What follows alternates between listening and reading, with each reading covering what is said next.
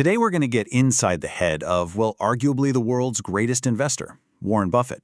But look, we're not just here to list his successes. We're going to unpack the mindset, the actual way of thinking that sets him so far apart from everyone else. It's a perspective that pretty much flips conventional wisdom on its head. So let me just ask you a question, straight up. When you're thinking about investing in a company, what is the very first thing you look at? Now, for most people, the answer is instant. It's the price, right? That little number flickering up and down on the screen. But what if I told you that for Warren Buffett, that is the absolute last thing he cares about?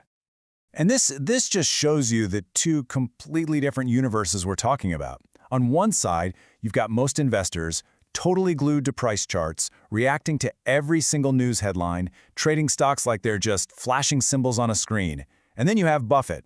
He pretty much ignores the price, focuses completely on the business behind the stock, and he doesn't trade stocks, he owns companies. It's a total fundamental shift in how you see the world. So let's start with that first, really radical idea, what I call the price illusion. This is all about understanding why that number that everyone is obsessed with is, for the most part, just a distraction. Okay, let's break this down to its core. Price is just temporary. It's the emotional, often totally irrational number the market slaps on something today. It can swing like crazy based on some news report or a tweet.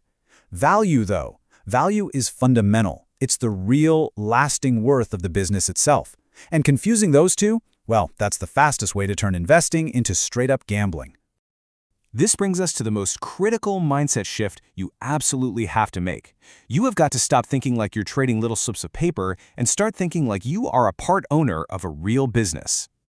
And this is exactly why Buffett asks these key questions before he ever even thinks about the price. First, do I actually get how this company makes money? Second, does it have a real lasting advantage over its competition? And maybe the most important one of all, are people still going to need this business in 10, 20 years? If the answer to any of those is no, or even I'm not sure, then the price is completely 100% irrelevant.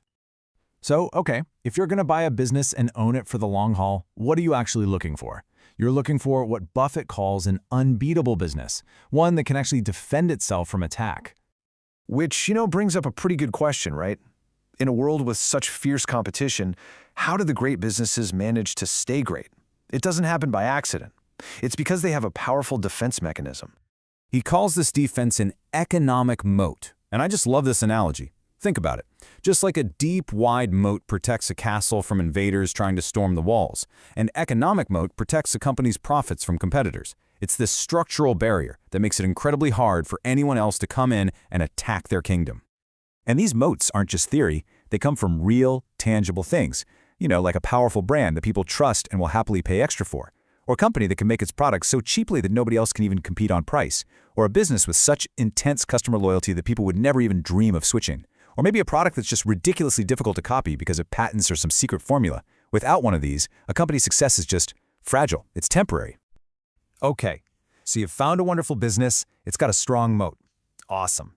Now you have to learn how to master the two forces that completely derail almost everybody else, time and fear.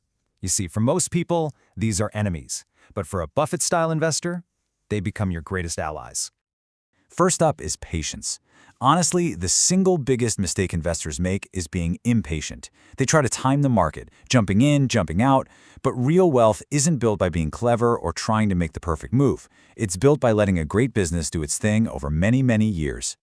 And this is where you see the magic of compounding. In the first 5, even 10 years, it can feel painfully slow. But the real power is in that exponential curve that takes off after 20 or 30 years. That's patience at work. Time literally becomes your superpower. And your second ally is fear. Now, this is where things get really, really counterintuitive.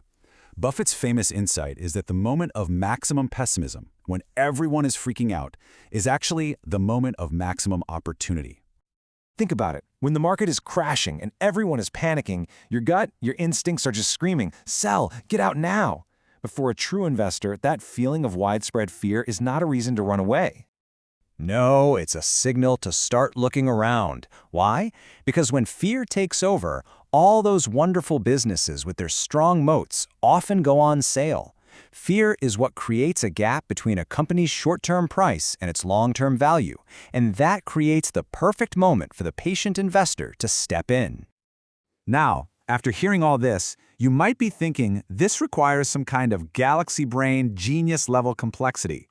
But Buffett's final principle is maybe the most liberating of all: the power of simplicity. This all really just boils down to a simple set of rules. Stick to what you know. If you can't explain how a business makes money in like 2 sentences, just avoid it. If you don't get some hot new trend, ignore it. And remember, sometimes the absolute smartest move you can make is to do absolutely nothing. Caution beats cleverness, every single time. So let's bring it all home. Here's the entire mindset in 5 clear steps. Number 1, remember price and value are not the same thing. 2, buy businesses, not stock charts. 3, demand a protective moat. 4, make patience and fear your allies, not your enemies. And 5, keep it simple, stay in your lane. And we'll leave you with this last thought, because it's a big one. Successful investing, it turns out, isn't really about financial wizardry.